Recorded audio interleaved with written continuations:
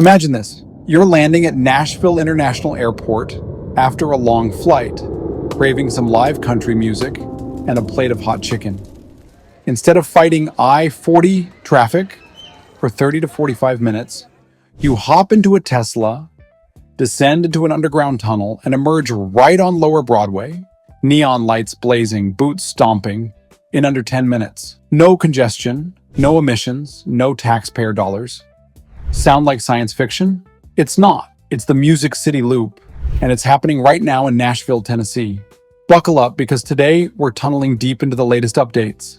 Hello and welcome to the FutureLink podcast, your go-to source for the latest on transformative infrastructure, urban transit innovations, and the technologies poised to redefine how we live and move in our cities.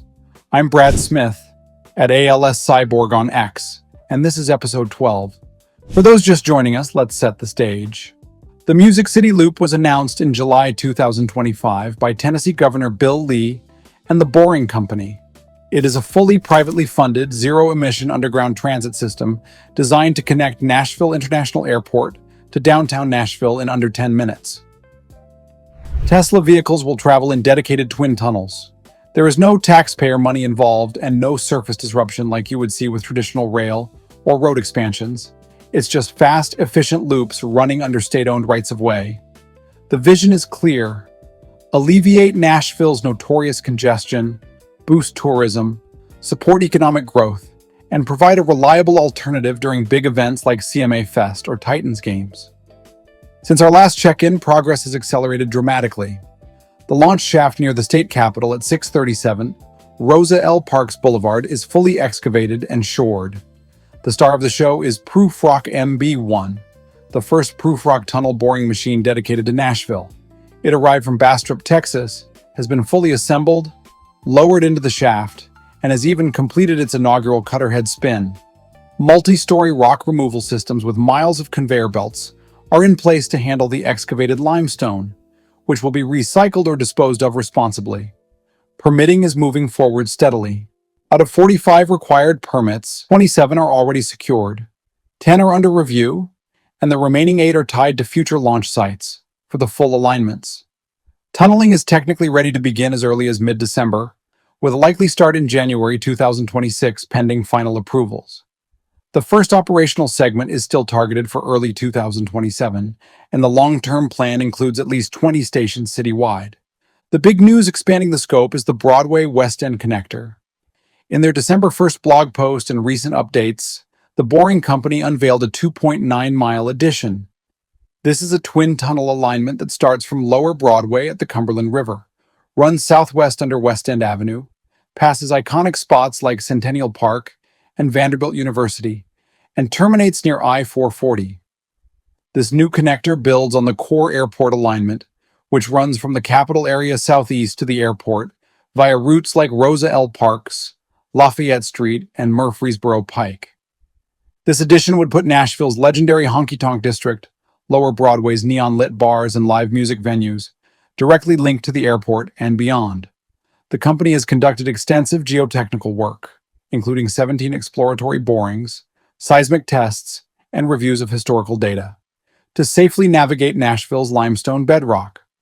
They are emphasizing community input for station locations, and there is strong interest in high ridership spots. Now let's talk about the environmental angle, which just received a major update.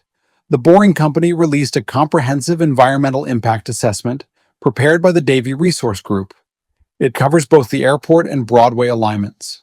An independent third-party review was conducted by UES, a national geotechnical and environmental consulting firm. The assessment evaluated impacts across many categories: geology, noise and vibration, air quality, greenhouse gases, water resources, endangered species, cultural and historic sites, hazardous materials, transportation, visual resources, and more. The findings show no meaningful negative impacts are anticipated. Temporary construction effects, such as dust, noise from 24/7 operations, and minor traffic disruptions, are deemed less than significant with planned mitigations. These include noise monitoring and even pausing work near sensitive areas. As one example, they have cited halting operations for a church choir rehearsal. The tunnels will run 30 to 60 feet deep, to minimize risks to structures, utilities, and waterways in this karst-heavy and flood-prone region. The positive impacts are significant. Reduced surface congestion leading to lower emissions, job creation both short-term and long-term, economic boosts for tourism and businesses along the route, and enhanced connectivity, especially to Broadway's entertainment district and the airport. The independent U.S. review fully agreed. They described the assessment as thorough, with impacts rated as no impact or less than significant, and highlighted clear benefits for mobility and the economy. Experts like MTSU Geosciences Professor Mark Bolins have noted that deeper tunneling reduces surface risks. That said, not everyone is convinced. Some Metro Council members like Sandy Ewing have called parts of the assessment promotional rather than neutral. Ongoing opposition remains. A symbolic resolution to formally oppose the project was deferred by Metro Council to January 2026. Concerns include transparency, safety, labor practices, geological risks, and community engagement. Some protests have drawn comparisons to issues with the Vegas Loop, including past fines for environmental violations there. Other challenges have emerged as well. A local subcontractor, Shane Trucking and Excavating, walked off the job in November over alleged payment delays and safety concerns. Critics, including State Senator Heidi Campbell, continue to question oversight in a city with complex geology and a history of flooding. Despite these hurdles, state support remains firm. Governor Lee continues to tout the project as a congestion solution at no cost to taxpayers. The Boring Company has hosted X Spaces town halls, met with emergency responders, including the Nashville Fire Department and the Tennessee Mine Rescue Association, and emphasized that there have been 0 lost time injuries so far. So where does this leave us? The Music City Loop is barreling toward tunneling, with environmental clearances in hand and an expanded vision that could truly integrate Nashville's core attractions. It is a high-stakes bet on private innovation solving public problems. It could become a model for other cities, or it could serve as a cautionary tale if hurdles continue to mount. Will underground Teslas become as iconic to Nashville as cowboy boots and hot chicken? Or will local pushback and execution risks slow it down? I'm optimistic about the technology, but transparency and collaboration will be key. That's our deep dive for episode 12. If you enjoyed this episode and want more in-depth coverage of projects like this, make sure to follow me on X at ALSCyborg for real-time updates. Like this video and subscribe to my YouTube channel at ALSCyborg. Hit that notification bell so you never miss an episode. For even more support to keep this content coming, consider subscribing on X for just $5 a month, or send a donation via Venmo at ALSCyborg. Your support means the world and helps us link the future, one episode at a time. I'd love your thoughts. Are you pro-loop, skeptical, or somewhere in between? Drop them in the comments or on X at ALSCyborg.